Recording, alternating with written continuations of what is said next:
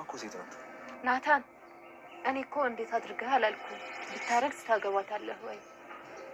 ይኸውልሽ መልስ አትችልም ነው አላምኖች ሰላም እንግዲህ ልጅንማ ወልደው ከአክስቴ ቤት ነው እንጂ ከዚህ ቤት አይወለድም በማለት ልጇን ይዛ ለመሄድ እየሞከረች ነው።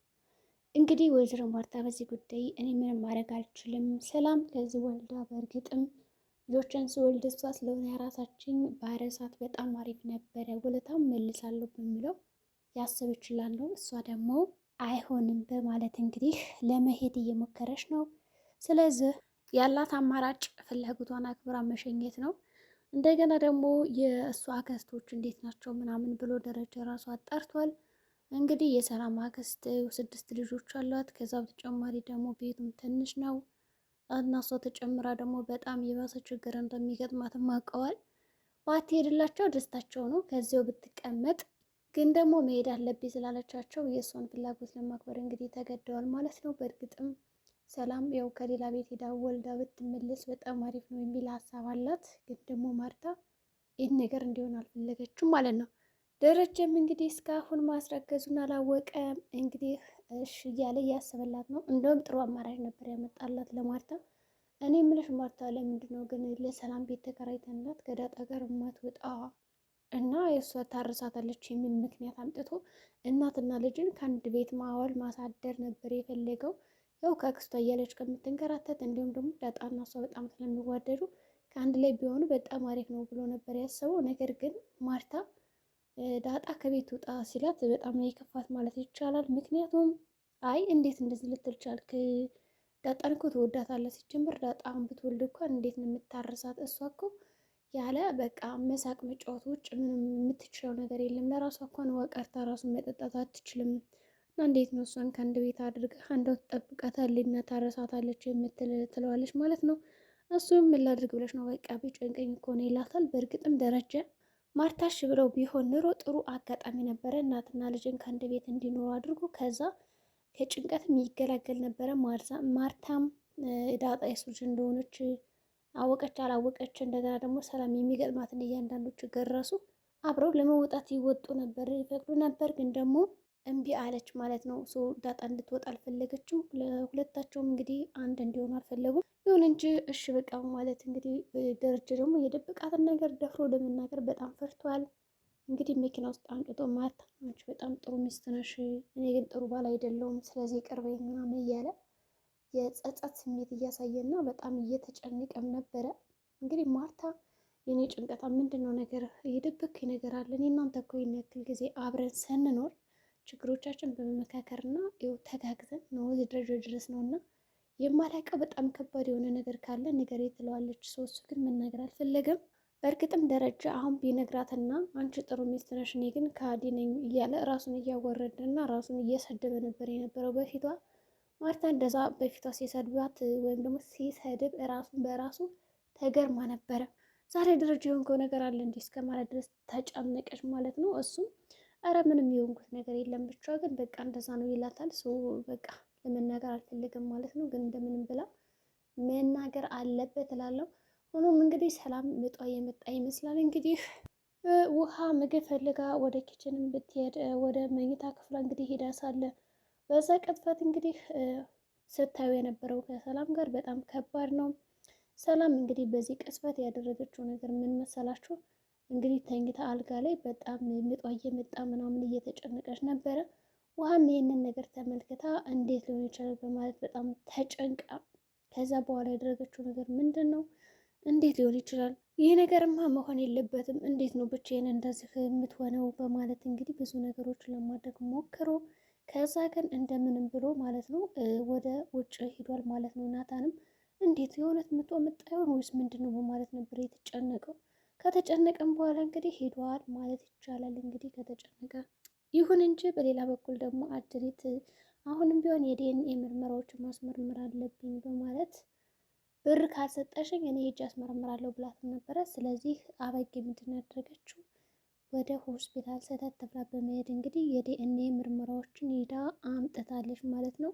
እንግዲህ አሁን የሚጠበቅባት ያንን ምርመራ ለባለቤት ማሳየት ነው። ካሳየችም በኋላ እነዚህ ሰዎች ምን ሊሏት ይችላሉ አይታወቅም። በሌላ በኩል እንግዲህ ውሃም እንደተለመደው ናት። ያው የልጅነት ነገር እየተጫወቱ ነው። ከዛ እንግዲህ ከምጥን ጋር ብዙ ነገሮችን ይጫወታሉ። ሪሞት ጠፋብን ብለው ኬችኑን ሳሎኑን እንዳልሆነ አድርገውታል።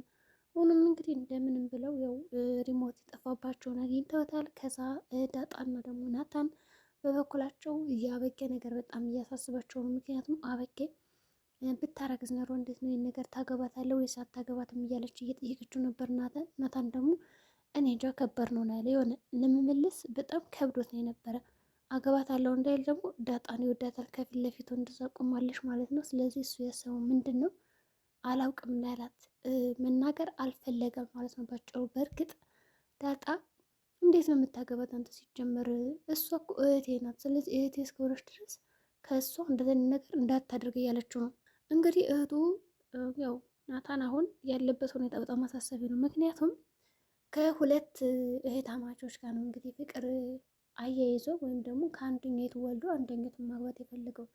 ይህ ነገር ደግሞ በጣም ከባድ ነው፣ ጥንቃቄ ያስፈልጋል። እንግዲህ ናታንም ቤተሰቦቿም ሆነ ማንም ካልፈለጉ እኔ አንቺን አግብቼሽ ልጅሽ እጠፋለሁ ይላታል። ዳጣ ደግሞ ከቤተሰቦቿ መራቅ አትፈልግም በጭራሽ። ምክንያቱም ጎዳና ላይ ያደገችው አሁን ከቤተሰቦቿ ጊዜ ነው እንጂ የምታሳልፈው ወጣ ሌላ ህይወት አዲስ ህይወት እንኳን ብትጀምር እንደው ከዛ ወጣ የምትሄድ አይመስለኝም። ምክንያቱም ያው እዚህ አንድ ክፍል ራሱ ከሰጡኝ እዛች ጋር እኖራለሁ እንጂ እናትና አባቴን ጥዬማ ወዴትም አልሄድም እያለች ነው ያለችው።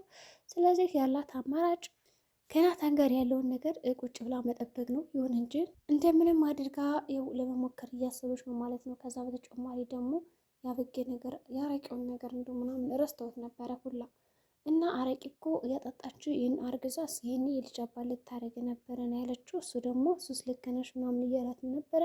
ታዲያ ይሄ ነገር እኮ ቀላል አይደለም፣ እንደ ቀላል የሚታይም አይደለም። ስለዚህ ያስብበት ብለዋለች። እሱም እሺ ያስብበታለሁ ነው ያላት ማለት ነው።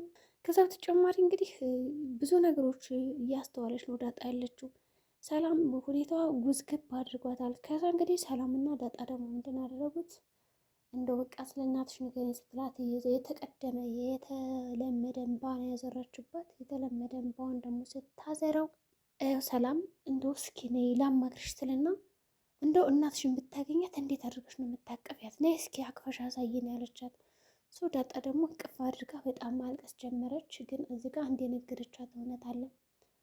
ዴዳዋን የተወለድሽው ምናምን ያልሽው ለካ ውሸትሽን ነው ስትላት አሁን አለቻት። ስለ አባትሽ ንገረኝ እስኪ ስትላት እንግዲህ ሰላም አባቴ በጣም ጥሩ ሰው ነው ኩሩ ነው ምናምን ስትላት ፈገግ ነው ያለችው እንግዲህ ሰላም። ምክንያቱም ጥሩ ሰው እና ኩሩ ሰው ጀግና እንዳልሆነ ስለምታውቅ ስቃ ነበረ። ያው ጀግና ነው በእርግጥም ልጆችን ይወዳል፣ ግን ደግሞ የሚጎለው ነገር አለ ማለት ነው። ስለዚህ ሰላም እንዲያ ነው እትልና ፈገግ ነው ያለችላት። ሌላ ምንም ያለቻት ነገር አልነበረም። እሺ በቃ በመጀመሪያ አይዞሽ ብላ አባበለቻት። ከባበለችም በኋላ ዝም ነው ያለቻት ማለት ነው። ከዛ የእናትነትና የልጅነት ስሜት ተሰማቸው መሰለኝ እንግዲህ ሁለቶችም በጣም የነበረው ኃይል ኦቨር ነበረ፣ ኃይል ነበራቸው። ሰላምን በጣም ነው ቅፍ ያደረገቻት። እንግዳ በቃ እሷ ራሱ ቅፍ ነው ያደረገቻት ዳጣ ራሱ ማለት ነው። ስለዚህ ዳጣ ራሱ እናቷን የወገቻት መስለኝ ነበር እንደዛ አድርጋ ቅፍ አድርጋ ስትይዛት ምናምን እየተለቀቀሱ ሁለታቸው ዳጣ አወቀችው እንዴ እናቷ መሆኗን ምናምን እያልኩ ነበር። ስለዚህ አላወቀቻትም እንደዛ አቅፋት ራሱ ማለት ነው። ግን ዳጣ እኮ አሁን ብልጥ ነበረች። እንዲሁ በዚህ ጉዳይ ሰላም እናቴ ትሆናለች ብላ በጭራሽ አልጠበቀቻትም፣ አልገመተቻትም። ለምን እንደሆነ አይታወቅም። ምክንያቱም ብታስባትና ብገምታት ጥሩ ነበረ። ግን ደግሞ ያላት አማራጭ አሁን ላይ በቃ እናቴን እስከሚያገናኘኝ አባቴ በተስፋ መቀመጥ ነው ብላ ነው የምታስበው። እንግዲህ ያው ናታንም ስለ ዳጣ እነግርሃለሁ ብሎት ነበር አባቱን ጠይቆት።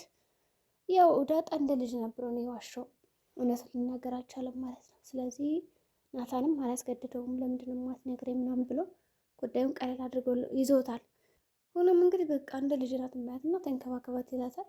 ስለዚህ ማርታና እንግዲህ አበጌ ደግሞ እያወሩ ነው የልጅነት ስሜት። ያው ማርታ በቃ ሰላም ልትሄድ ነው ስትላት ፍንድቅ አለች። በቃ ደስ አላት። እንግዲህ አበጌ እሷም ተቸገረች። ምንድነው እንደዚህ ደስ ያለሽ? አሁን ልትሄድ ነው ስላልኩሽ ስትላት በቃ ልትወልድ ነው በዛውም ዳጣ ብትሄዳለች አይ ወልዳን የምትመጣው ስትላት ደግሞ ተከፋች። ግን ደግሞ ምንም ይሆን እንጂ መርመራ ሳላስመርምራትማ ከዚህ ቤት አትወጣም ትላለች። እንግዲህ አርጆንም እንደተለመደው የእሷን ፍቅር ለማግኘት እንግዲህ በጣም ቁጭ ብሎ ነው ያለ ድንጋይ ላይ። ፀሐይ ምኑ እየተፈራረቀበት ነው ያለው። አበጌ ምንም አትረዳውም። ናታንና ዳጣ ይህንን ነገር አይተው በጣም እያዘኑ ነበር፣ ልባቸው ተሰምቷል። አሁን እነሱ ፍቅር ውስጥ ስላሉ ይረዱታል ማለት ነው አርጆንን። እና እንዴት እናድርግ እያሉ ነበር አርጆንና አበጌ እንዲጣመሩ የሆነ ነገር ቢያደርጉ ጥሩ ነበረ። ዳጣና ናታን ሆነ ለማቀራረብ ቢሞክሩ አሪፍ ነው ብዬ አስባለሁ። የዛሬ ቪዲዮአችን ይህን ይመስላል። ቀጣይ ቪዲዮ እስከምንገናኝ መልካም ጊዜ